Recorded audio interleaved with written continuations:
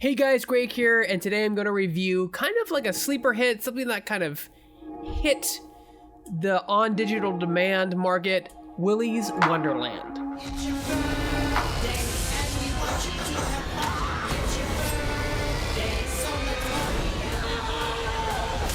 It's birthday time. I enjoy a man of few words.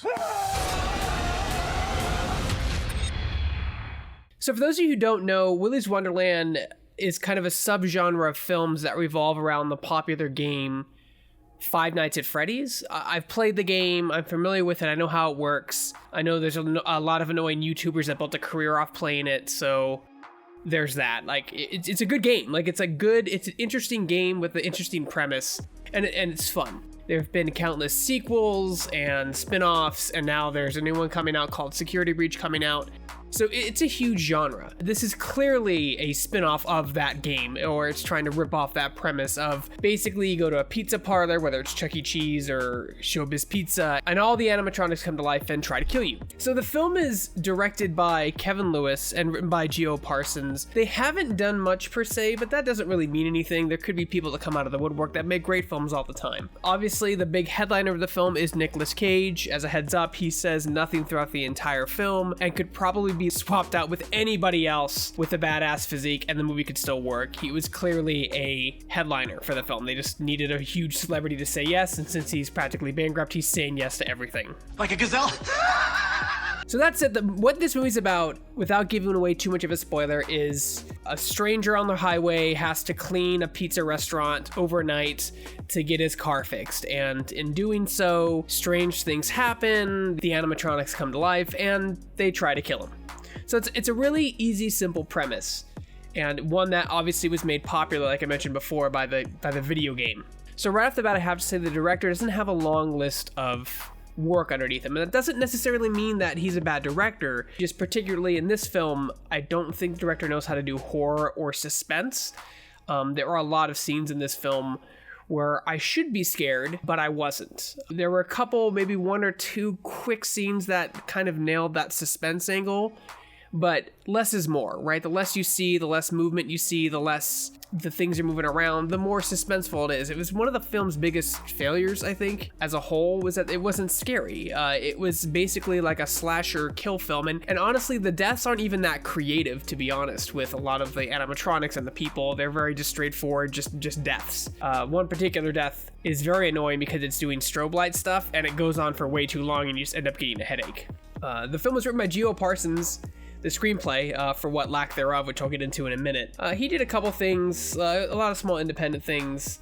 He wrote an episode of Shark Week. The story is probably where this film lacks the most. I mean, Nicolas Cage is a complete silent protagonist, so you don't relate to him at all. You don't feel for him at all. He's just a quiet badass. Any of you who've ever played D&D, you know that there's always, if the group has like 5 badasses, if the 5 people are trying to be Vin Diesel or 5 people are trying to be the Mandalorian, it makes for a very boring game because there's no diversity. So he was one of the weakest characters. He did a lot of cool stuff. He has some funny moments, but overall, it was pretty weak. The character that has dialogue is Liv, played by Emily Tosta. She has like a backstory with the restaurant and reasons to be there, and of course she brings her friends, which are all cannon fodder. They're all two-dimensional. There's a terrible sex scene in it, awful sex scene, especially since supposedly the entire town knows what an evil place this is. Like, you would go in and have sex and it doesn't make any sense. It quickly becomes a very uninteresting slasher film catered to people who really are obsessed with Five Nights at Freddy's. Like, if you like this movie, if you like Five Nights at Freddy's or are obsessed with that game and really enjoy it, you're gonna like this film because that's exactly what it is. It has a lot of flaws, too many flaws in terms of story, character development, set pieces. The sets look very haphazard.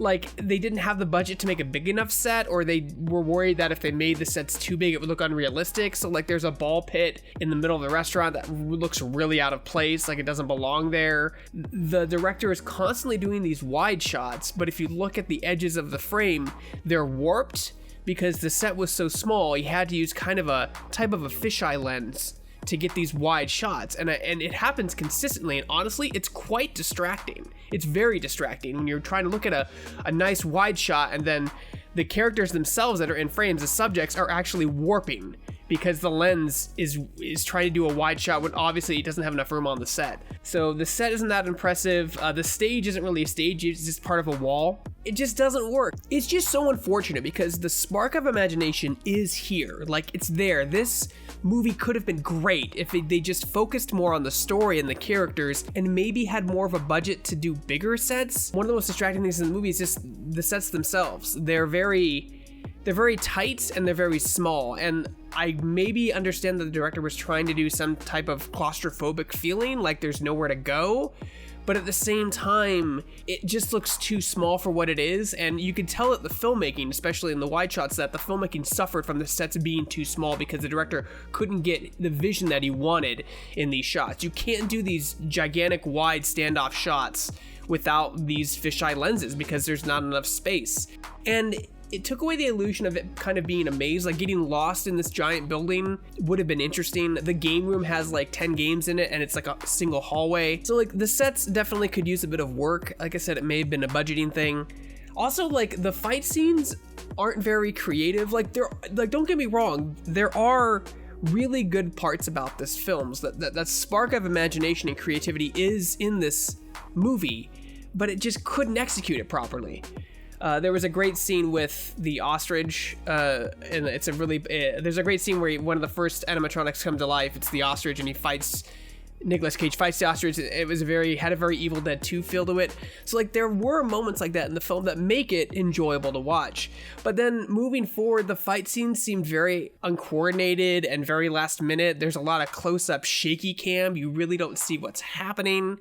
And like the big final fight between Nicolas Cage and Willy, who's like the Chuck E. Cheese, the thing, is very odd. Like I said, without giving too much away, they kind of fight. Nicolas Cage kind of gets knocked out, and then the animatronic kind of just leaves, and then they have a second fight. It's very odd. It's just the pacing and some of the stuff doesn't work for the film. I wouldn't recommend wasting $20 on this film. It's one of those on-demand things that you can pay $20 for to watch on Amazon Prime or Vudu, one of those places. It's not worth the money. There were a really lot of cool ideas in this film, and it could have been something great, but the terrible screenwriting, the fact that Nicolas Cage says nothing the entire film, kind of shows me that he just wanted to be in it for money, I guess. I don't know. He didn't want to learn any lines, maybe. It's very odd. Like, you could have switched him out with anybody, and the movie still works. Like, Nicolas Cage doesn't bring anything to this film other than the name of Nick Cage, which is disappointing. And then there's also the weird thing that I noticed is that at the beginning credits, the movie has like a crap ton of producers, executive producers, assistant producers, and regular producers, 14. And that's not normal for a movie to have that many producers, executive producers, and assistant producers. That's an obnoxious amount of producers. So maybe there was a lot of issues getting this off the ground. I don't know. There are some supporting characters that are interesting. Obviously, Beth Grant plays Sheriff Lude. She does a great job at explaining the backstory of the creatures and why they're evil and stuff like that. And the story behind it is super interesting and involved, and you want it to be good the whole time you're watching it, but it's just not. It suffers from poor cinematography, poor pacing, really bad character development. It's only an hour and a half long, but the movie seems to drag endlessly. Because at a certain point, you don't feel like Nicolas Cage is in any danger at all because he's such a badass. So, like, he's never in a situation where he might lose. Like, he's taking these things out with so much ease and, like, minimal effort. Like, I didn't feel any kind of danger toward the main character, who obviously is supposed to be Nicolas Cage, even though he has no lines because he has the most screen time. But like, and then Emily Tosta comes in, who plays Liv, and she kind of has a few fight scenes with them, but can't seem to do anything until Nicolas Cage comes in and saves her. It's really frustrating because the movie's on the cusp of greatness. You know, it's almost there. Like, they've got the idea there, they've got the concept down. It's just executed and written so poorly in terms of pacing, story, and characters. So don't watch it. It's a terrible film. Obviously, if you're like a massive Five Nights at Freddy's fan and like you have to watch it, you're gonna enjoy it for what it is, which is basically a mindless killing machine movie where things die, where people die, like a slasher movie. But the deaths, like I said, the deaths aren't even very creative. It had a great chance to be good. I'm gonna give it a 5 out of 10. It's not a good film. You shouldn't watch it. It has elements of greatness in it. For example, the setup of Willy's Wonderland is terrific. It makes me feel like it's a real place that could have existed. The birthday song that they sing is amazing. Like, it's whoever wrote that song is very talented. That's great. I think it was the writer who wrote the song, and whoever mixed it did a fantastic job. It feels like it could be a real place in our world, but everything else doesn't look or feel good. And there's also one animatronic in the film, Sarah the Siren, and it's literally just like a person wearing a helmet, and it was like you couldn't put her in some kind of like felt costume or anything. It was just a human being wearing a helmet, and it looks really out of place compared to the other animatronics, which look very good. Their design is very good, but they also do look evil. All of them look evil from the get-go. That's the fun thing about Five Nights at Freddy's, is those things, they at a glance they don't look evil, right, until their eyes light up, or until like they start chomping, or until they start to do something creepy. They look like normal animatronics. So these things look evil off the get-go, which is kind of weird. One of the creepiest ones is the Chameleon. It's a bad film, guys. Don't watch it. 5 out of 10. I'm droning on because it was so close to being good. It was so close. It has the idea. All the foundations are there. It just needed to be executed better. So anyway, it's your birthday at Willy's Wonderland. Don't watch it. It's bad. Wait until they actually make a Five Nights at Freddy movie.